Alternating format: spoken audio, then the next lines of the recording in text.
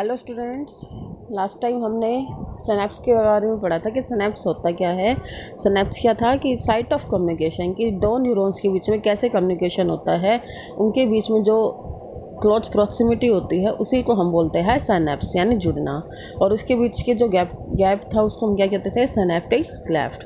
आज हम पढ़ रहे हैं न्यूरो ट्रांसमीटर यानी कि वो ट्रांसमीटर्स जो कि एक मैसेज को फ्रॉम वन न्यूरॉन और दूसरे न्यूरॉन के अंदर लेके आते हैं। तो जो ये सिग्नल होते हैं ये किसी भी तरह के होते हैं, एक्साइटरी या इनहिबिटरी, दोनों तरह के सिग्नल्स को ही लेके जाते हैं, जो कहाँ प्रेजेंट होते हैं, सेंट्रल नर्वस सिस्टम में और पेरिफेरल नर्वस सिस्टम में। तो इसीलिए जो ये न्यूरो होता है ये कई लोकेशंस पे एक्साइटरी होता है और कईयों में ये इनहिबिटरी होता है। तो हमारी बॉडी के अंदर जो इम्पोर्टेंट जो न्यूरोट्रांसमीटर्स होते हैं उनके अंदर आते हैं acetylcholine, glutamate, aspartate, gamma aminobutyric, glycine, norepinephrine, epinephrine, dopamine. ये डिफरेंट टाइप्स के न्यूरोट्रांसमीटर्स होते हैं जो हमारी बॉडी में डिफरेंट जगह पर, डिफरेंट लोकेशंस पर डिफरेंट काम प्रोसीड करते हैं। ठीक है, अब हम बात करते हैं इनके इफ़ेक्ट के बारे में कि इसको हम कहते हैं, इसको हम मैकेनिज़्म भी कह सकते हैं कि जो मैकेनिज़्म होता है एग्जोडेंड्रिक सिनेप्टिकल केमिकल ट्रांसमिशन। तो यानी कि न्यूरोट्रांसमीटर्स किस तरह से सिग्नल्स को ट्रांसमिट करते हैं from one neuron to second neuron. तो न्यूरोट्रांसमीटर को जो इफेक्ट होता है वो किस तरह का हो सकता है, वो एक जो सिंथेसिस है उनकी स्टिमुलेटेड भी कर सकते हैं या इनहिबिट भी कर सकते हैं।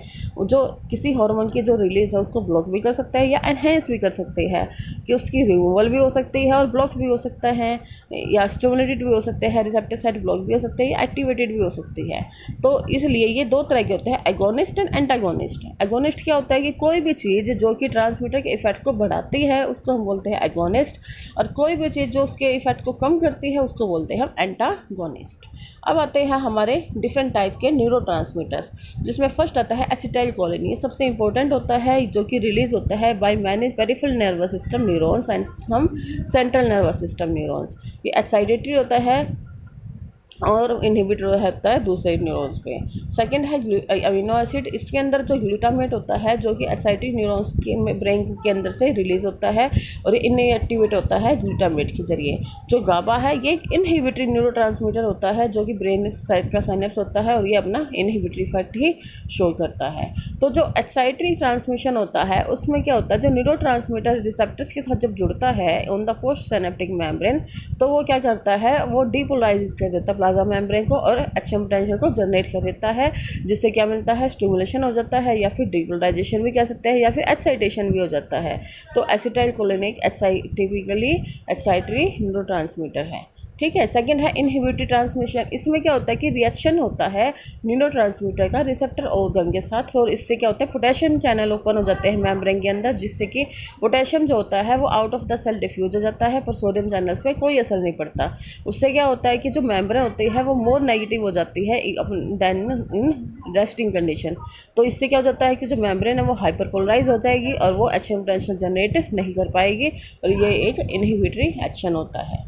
ठीक है। तो अब सिग्नल ट्रांसमिशन कैसे होता है सिनेप्स के अंदर, तो यहाँ पर क्या होता है कि जो प्लाज्मा मेम्ब्रेन होती है, एक तो पहले वाले न्यूरॉन की जो कि प्री सिनेप्टिक है, और जो दूसरी मेम्ब्रेन है पोस्ट सिनेप्टिक जो मेम्ब्रेन होती है, जब वो आपस में क्लोज होते हैं, आपस में वो टच नहीं करते, और उनके बीच में जो सिनेप्टिक क्लेफ्ट होता है यानी कि एक स्पेस होती है 20 to 50 nm की, जिसके अंदर फ्लूइड भरा होता है जो कि दोनों न्यूरॉन्स को सेपरेट करता है। तो जो प्री सिनेप्टिक जो न्यूरॉन होता है ये कन्वर्ट कर देता है electrical signal into the chemical signal, और जो पोस्ट सिनेप्टिक न्यूरॉन्स होता है उस केमिकल सिग्नल को रिसीव करता है और इलेक्ट्रिक सिग्नल जनरेट कर देता है, जिससे कि अच्छा पोटेंशियल जनरेट हो जाता है एंड अच्छा पोटेंशियल पहुंचता है नियर द एंड बल्ब, और वो कैल्शियम चैनल ओपन हो जाते हैं।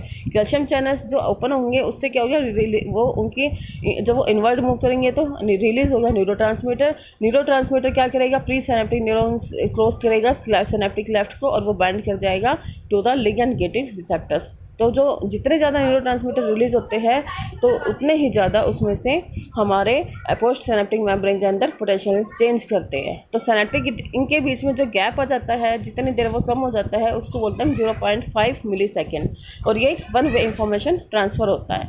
अब हम बात करते हैं सिग्नल ट्रांसमिशन एट सिनेप्स, कि एक टिपिकल जो केमिकल सिनेप्स होता है वो कैसे सिग्नल ट्रांसमिट करता है। सबसे पहले क्या होता है ना, जो नर्व इम्पल्स होता है वो सिनेप्टिक एंड बल्ब पे पहुंचता है in the presynaptic axon. उसके बाद क्या होता है, वो जो डीपोलराइजिंग जो फेज होता है नर्व इम्पल्स का, उसमें क्या होता है, voltage gated calcium channels open हो जाते हैं जो कि सिनेप्टिक एंड बल्ब पे प्रेजेंट होते हैं।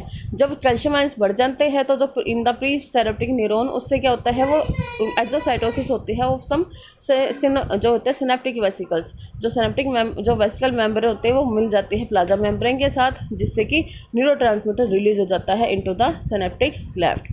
फिर क्या होता है, न्यूरोट्रांसमीटर डिफ्यूज हो जाएगा अक्रॉस द सिनेप्टिक क्लेफ्ट और बाइंड कर जाता है न्यूरोट्रांसमीटर रिसेप्टर के साथ in the post synaptic neuron plasma membrane, और उसके बाद वो बाइंड कर जाता है in there with their receptors on the ligand gated channels, और ओपन हो जाते हैं वो चैनल, और आयंस का पर्टिकुलर आयंस फ्लो होने शुरू हो जाते हैं अक्रॉस द मेम्ब्रेन, और फिर जो आयंस है वो ओपन चैनल्स के जरिए वापस अंदर आ जाते हैं, जिससे कि मेम्ब्रेन का पोटेंशियल चेंज हो जाता है और नर्व इम्पल्स ट्रिगर हो जाता है। तो ये फिर आता है, ये न्यूरोमस्कुलाइजेशन हम नेक्स्ट टाइम करेंगे। Okay bye.